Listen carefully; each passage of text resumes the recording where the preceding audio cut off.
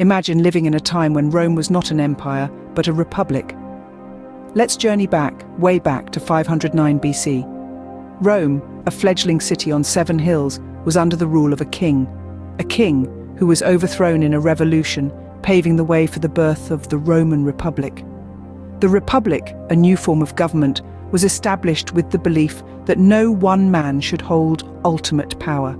And so, the monarchy was replaced with a system of shared leadership and checks and balances. The Roman Republic was a complex political machine, and its heart was the Senate. The Senate was a council of elders, a gathering of Rome's most esteemed and influential men. These men were not elected, but appointed, and they held their position for life. They were the advisors, the lawmakers, the decision-makers, shaping the policies and destiny of Rome. But the Senate did not rule alone. At the top of this political pyramid were the consuls. 2 consuls were elected every year, and they were the executive arm of the Republic. They had the power to command Rome's armies, to execute the laws of the Senate, and to preside over the Senate and the popular assemblies. But their power was not absolute. Each consul could veto the other's decisions, providing a built-in check and balance. And their term was limited to 1 year, ensuring a constant flow of new leadership. At its core, the Roman Republic was a grand experiment in governance, a forerunner of modern democracies. It was a system designed to prevent any one individual from gaining absolute power. It emphasized shared responsibility, accountability, and the rule of law. The Roman Republic was also a reflection of Roman values.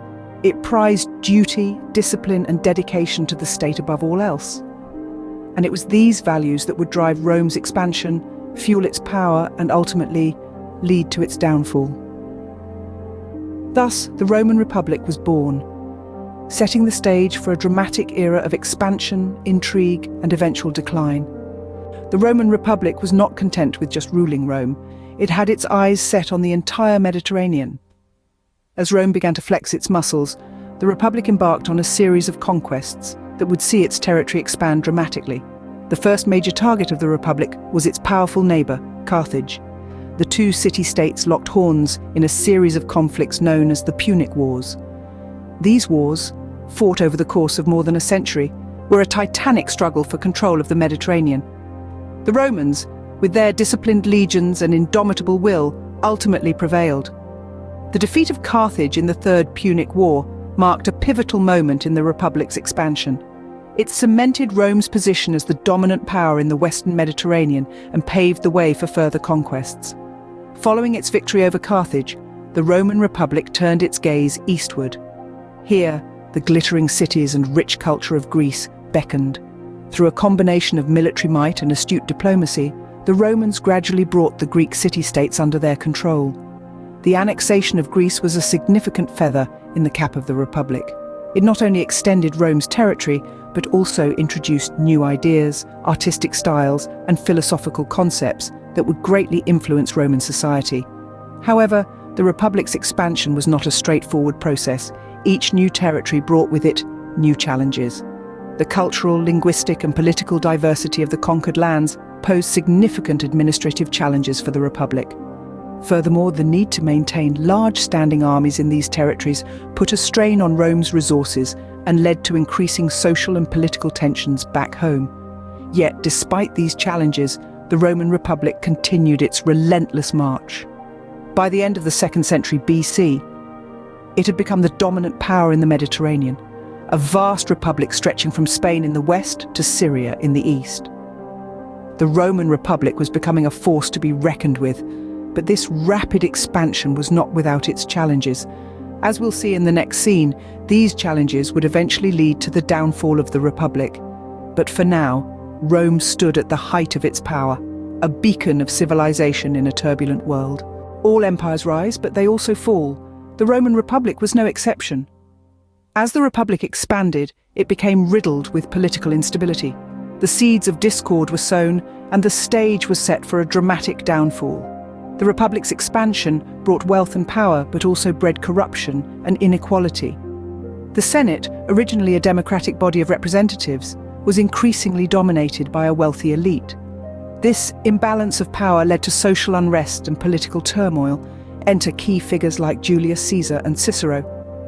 Caesar, a charismatic and ambitious military leader, capitalized on the Republic's instability. His popularity among the Roman people and his military prowess were a potent mix, and he soon positioned himself as one of the most influential figures in Roman politics.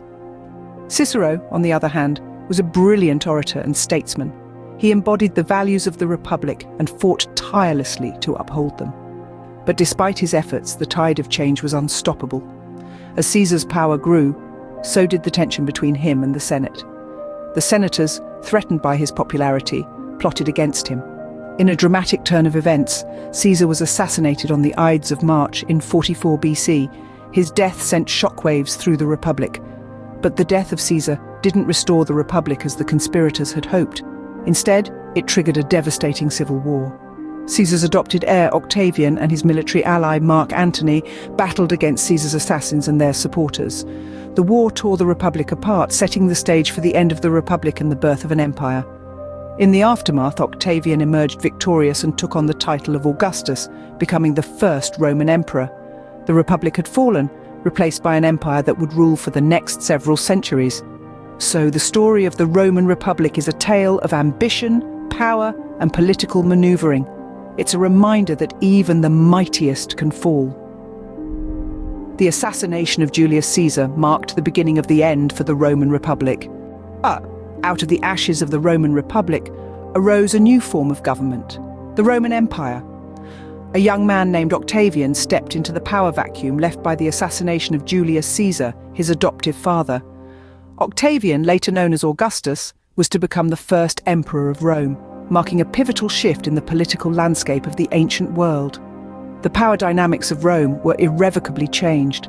The Republic, a form of government where power was shared among the Senate and elected officials, was replaced by an empire, a form of government where power was consolidated in the hands of one individual, the emperor.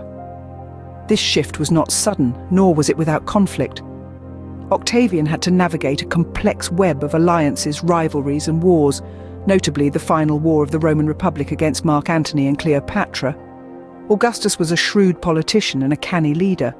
He deftly managed to maintain the illusion of a republic, keeping the Senate in place, while subtly shifting the balance of power towards himself. In reality, he held the reins, controlling the military, the provinces, and the wealth of Rome. Under his rule, Rome experienced a period of relative peace and prosperity, known as the Pax Romana or Roman peace. Infrastructure flourished, arts and literature thrived, and Roman laws and culture spread across the empire. This period also saw the establishment of an imperial bureaucracy, a network of administrators and officials that helped manage the vast territories of the empire. Yet, the transition from republic to empire was not without its challenges. While the empire brought stability and expansion, it also bred corruption, inequality, and autocracy. The voices of the people were increasingly drowned out by the singular voice of the emperor. The checks and balances of the republic were eroded, and the fate of Rome was tied to the whims of one man. And so, the Roman Republic faded into history, replaced by the might of the Roman Empire. The legacy of the Republic, however, lived on, shaping political thought and governance for centuries to come. The Roman Republic may be a thing of the past, but its legacy lives on. As we delve into the final chapter of our journey, let's explore the enduring influence of this ancient civilization on modern political systems. The Roman Republic was a pioneering force in the realm of governance, setting the stage for future republics and democracies. Its structure of checks and balances, with 2 consuls elected annually by an assembly, can be seen echoed in the political machinations of many nations today. The idea of a representative government, where leaders are chosen by the people, owes much to the practices of the Roman Republic. But it wasn't just the structure of the Republic that was influential. The political maneuvers, the power struggles, and the public discourse that took place within its walls have parallels in our contemporary world. The rise of charismatic leaders like Julius Caesar, the use of rhetoric and persuasion by orators like Cicero, the civil unrest, and the eventual transformation into an autocracy all hold lessons for us today. Yet it's not just in politics that the Roman Republic finds its echoes. The cultural shifts, the societal norms and values, the technological innovations, and even the military strategies of the Republic have shaped the course of human history. From architecture to law, from literature to philosophy, the Roman Republic has left indelible imprints on our collective consciousness. So what can we learn from the rise and fall of this once mighty republic? The lessons are manifold. The Republic teaches us about the balance of power, the importance of civic engagement, and the potential perils of unchecked ambition.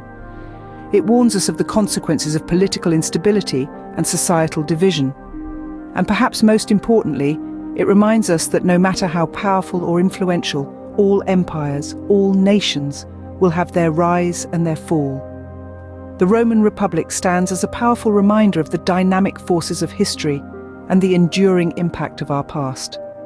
As we reflect on its legacy, let us carry these lessons into our future and continue to learn from the pages of history.